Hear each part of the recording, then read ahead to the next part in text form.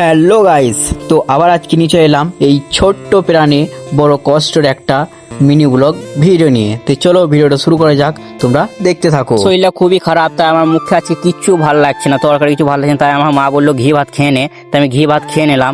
তাই আমি আজকে যাবো বাজার।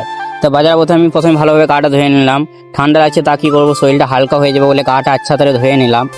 তো চলো গা তো ভাত হয়ে যায়, আমি রেডি হয়ে যাবো। এই মাত্র রেডি হয়ে যাওয়ার পর আমার জিন নসরকে আচ্ছা করে ভালোভাবে মুছে নিলাম, জিন নসরকে আমার। তা আমি এখন যাবো এখন সিউড়িতে আমার এখানে ওষুধ আনতে হবে, শরীর যাতাই খারাপ। তাই আমি গাড়িতে একটু আমি তেল ভরে নেবো। তাই সর্ষে তেলটা মা দিয়ে ভরি না, সরি সর্ষে তেল না, এটা পেট্রোল তেল।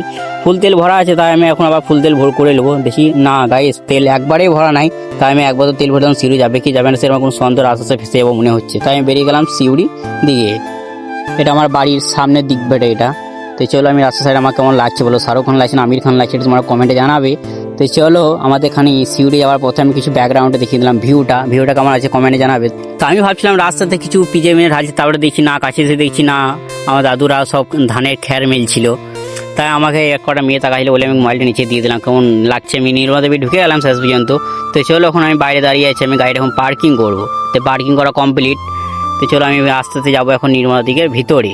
চলো নির্মলা দেবী তোমাদেরকে হসপিটালে একবার দেখিয়ে দিই। এটা হসপিটাল না, এখানে তোমার ওষুধ দেয় আর কিছু কিছু কাজ হয়, আর হসপিটালে ওই সামনে। তাই আমি গাইস এই কী হয় আমি জানি না, এখানে আমি জানি না, বলতে পারবো না। আমি এখানে কিছু তাকে নিয়ে দেখলাম, তারপর আমি এই ওখানে ওষুধ নিয়ে এলো। প্রচুর ভিড় রয়েছে, ওখানে বসলাম।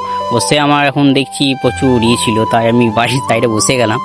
তো চলো আমার ওষুধ নেওয়া কমপ্লিট, আমি এখন চলে যাবো বাড়ি।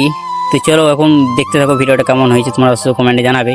তাই আমি এখন চলে এলাম বাস স্ট্যান্ডে, এখন প্রচণ্ড জাম ছিল। তো চলো ভিডিওটা কেমন হয়েছে অবশ্যই তোমাদের কমেন্টে বলবে। আবার কোনো নেক্সট ভিডিওতে দেখা হচ্ছে।